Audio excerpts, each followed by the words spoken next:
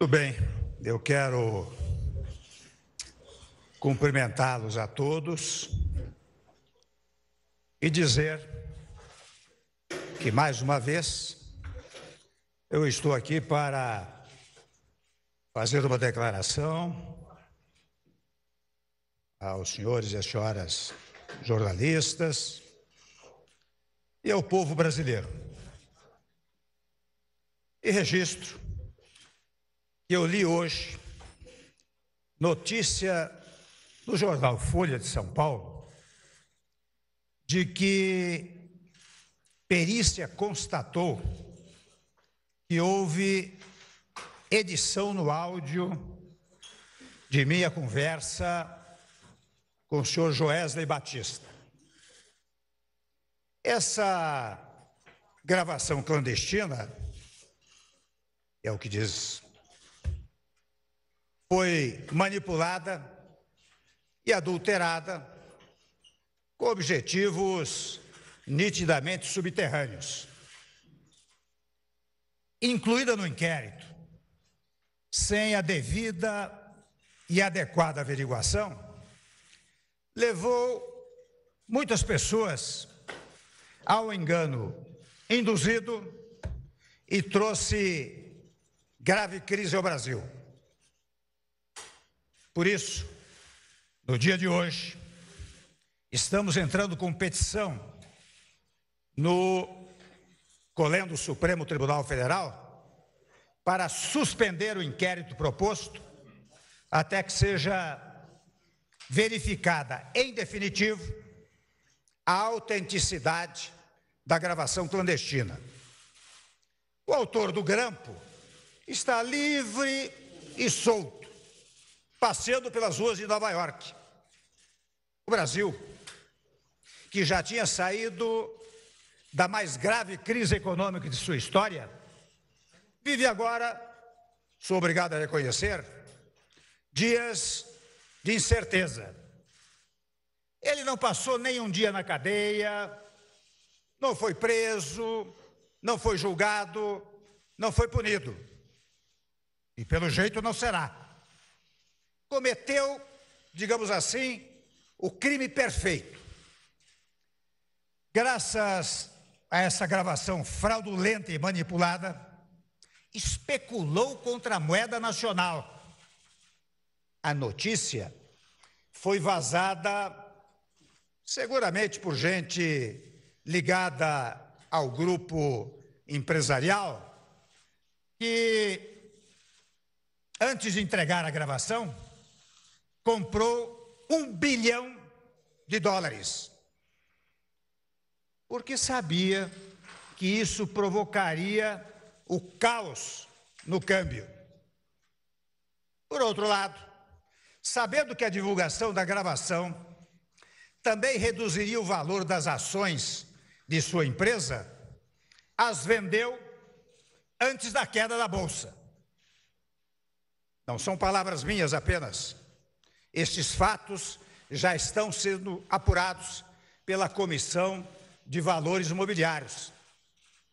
A JBS, meus senhores e minhas senhoras, lucrou milhões e milhões de dólares em menos de 24 horas. Esse senhor, nos 2 últimos governos, teve empréstimos bilionários no BNDES para fazer avançar os seus negócios. Prejudicou o Brasil, enganou os brasileiros e agora mora nos Estados Unidos. Quero aqui observar a todos vocês aquilo que alguns da imprensa já notaram: as incoerências entre o áudio e o teor do seu depoimento. Isso compromete a lisura de todo o processo por ele desencadeado. O que ele fala em seu depoimento não está no áudio. E o que está no áudio demonstra que ele estava insatisfeito com o meu governo. Reclamações contra o ministro da Fazenda, contra o CAD, contra o BNDES. Essa é a prova cabal de que meu governo não estava aberto a ele. E no caso, convenhamos, no caso central de sua delação, fica patente o fracasso de sua ação. O CAD não decidiu a questão solicitada por ele. O governo não atendeu a seus pedidos. Não se sustenta, portanto, a acusação pífia de corrupção passiva. E não foi só o CAD. O BNDES mudou no meu governo. A presidente Maria Silvia moralizou o BNDES, botou ordem na casa e tem meu respeito e meu respaldo para fazê-lo. Assim como Pedro Parente o fez na Petrobras. Estamos acabando com os velhos tempos das facilidades aos oportunistas. E isso, meus amigos, incomoda muito. Há quem queira me tirar do governo para voltar aos tempos em que faziam tudo o que queriam com o dinheiro público e não prestavam contas a ninguém. Quebraram o Brasil e ficaram ricos. O autor do grampo relata, no diálogo que tivemos, suas dificuldades, simplesmente a ouvir. Nada fiz para que ele obtivesse benesses do governo. Não há crime, meus amigos, em ouvir reclamações e me livrar do interlocutor, indicando outra pessoa para ouvir as suas lamúrias. E confesso que eu ouvi à noite, como ouço muitos empresários, políticos, trabalhadores, intelectuais e pessoas de diversos setores da sociedade brasileira. No Palácio do Planalto, no Jaburu, no Alvorada, em São Paulo. Trabalho, acho que os senhores sabem, rotineiramente, até meia-noite ou mais. E falo até com pessoas da imprensa. Com pessoas da imprensa, já falei em horas avançadas. Muitos sabem disso, porque falavam comigo ao telefone ou até pessoalmente. Nada demais há nisso. Mas é bom ouvir com atenção o que dizem as pessoas.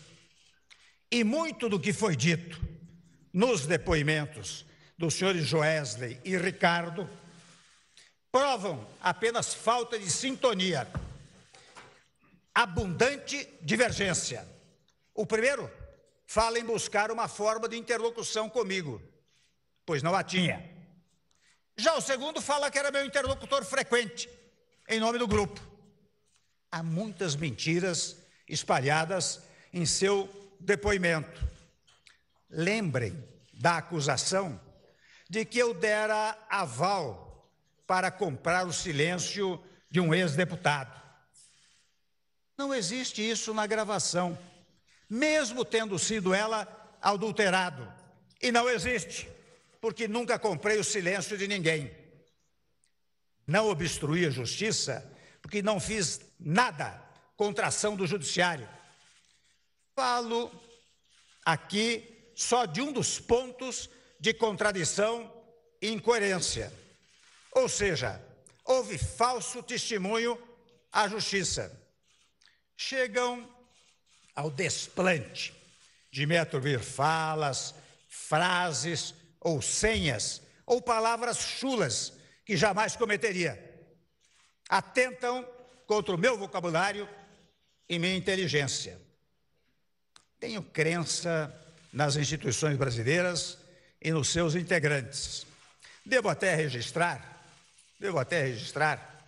que é interessante quando os senhores examinam o seu depoimento e o áudio, os senhores verificam que a conexão de uma sentença a outra não é a conexão de quem diz, olhe, eu estou comprando o silêncio de um ex-deputado e estou dando tanto a ele. Não, a conexão é com a frase, eu me dou muito bem com o ex-deputado, mantenho uma boa relação.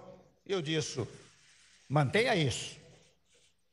Viu, enfatizam muito o viu.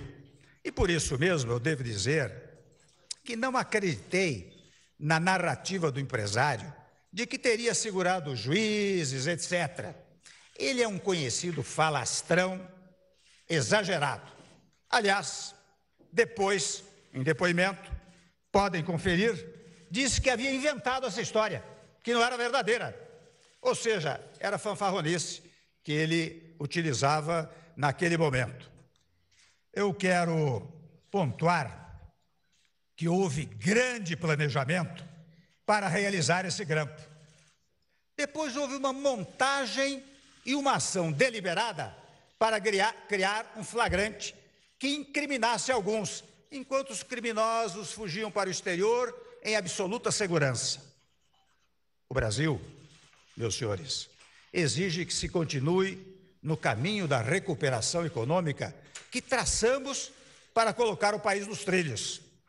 Já recuperamos o PIB, acabamos com a recessão, reduzimos a inflação, derrubamos a taxa de juros, estamos gerando emprego, liberamos mais de 40 bilhões de reais para os trabalhadores brasileiros. Estamos completando as reformas para modernizar o Estado brasileiro. Meu governo, senhores, tem rumo.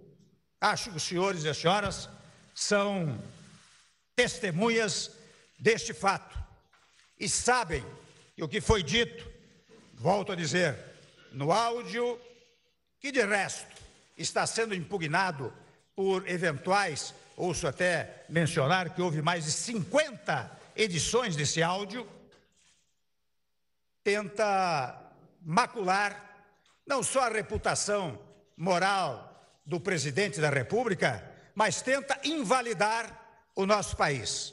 Mas eu digo com toda segurança, o Brasil não sairá dos trilhos. Eu continuarei à frente do governo. Muito obrigado ao senhor.